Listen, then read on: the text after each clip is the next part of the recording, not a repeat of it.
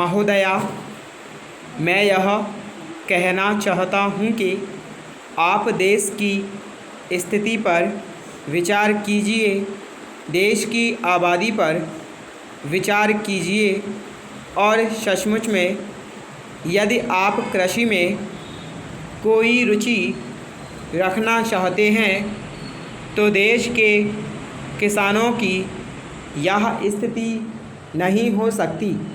किसान जो देश का मालिक है वह आज सबसे बदतर और सबसे बुरी स्थिति में पड़ा हुआ दिखाई दे रहा है।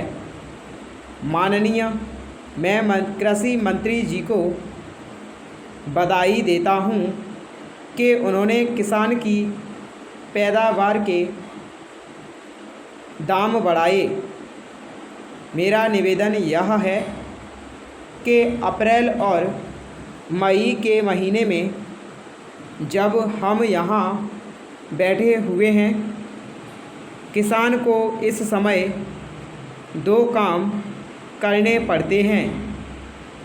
एक काम तो खेतों में गेहूँ काटने का और बाद में उसको मशीन पर डालकर गेहूँ निकालने का है। दूसरा काम यह है कि गन्ने के खेतों में फसल अभी तक पड़ी हुई है, उसको काटकर मिलों के गेट पर ले जाना पड़ता है। गर्मी के दिनों का यह काम नहीं है, यह काम सर्दी का है। इसलिए मेरा निवेदन है कि गेहूं की कटाई और गन्ने की सप्लाई के कामों को अलग अलग समय पर करवा दें। मार्च तक गन्ना ख़त्म हो जाना चाहिए और अप्रैल में मई में वह अपने गेहूं को उठाए और जल्दी उठाकर वर्षा से बचाए।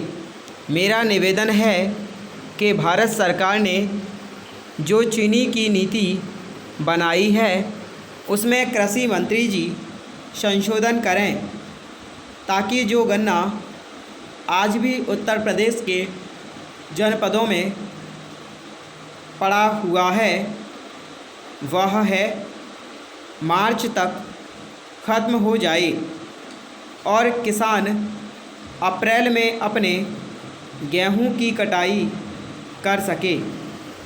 महोदया, एक बात मैं और कहना चाहता हूं कि यह जो कृषि मूल्य आयोग है इसमें कई वर्षों से सुनने में आ रहा है कि किसानों के प्रतिनिधि भी लिए जाएंगे, लेकिन कई सालों से यह बात बराबर उठ रही है किंतु अभी तक कुछ नहीं हुआ है।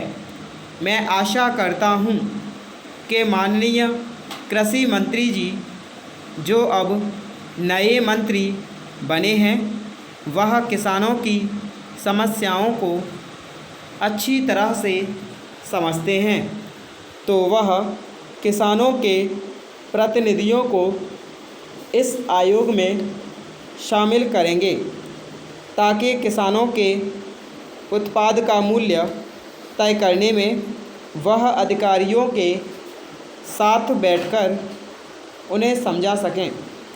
आप ऐसा कर देंगे तो मुझे पूरा विश्वास है कि किसानों की समस्याओं का बहुत हद तक हल हो सकेगा।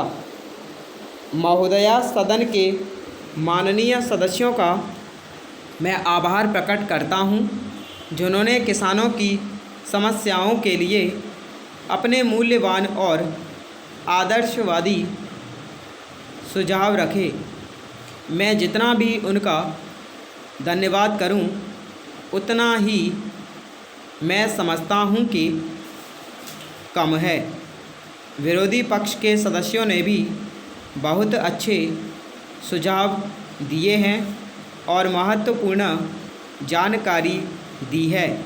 ऐसा तभी संभव है जब वे इस बारे में पूर्ण ज्ञान रखते हैं, और उनमें से अनेक तो कृषि विशेषज्ञ भी हैं। बहुत से नेता यहाँ पर किसान नेताओं के रूप में आए हैं। उन्होंने बहुत अच्छी बातें हमें बताई। मैं उनको धन्यवाद देना चाहता हूँ। आप जानते हैं कि हमारा देश कृषि प्रधान देश है।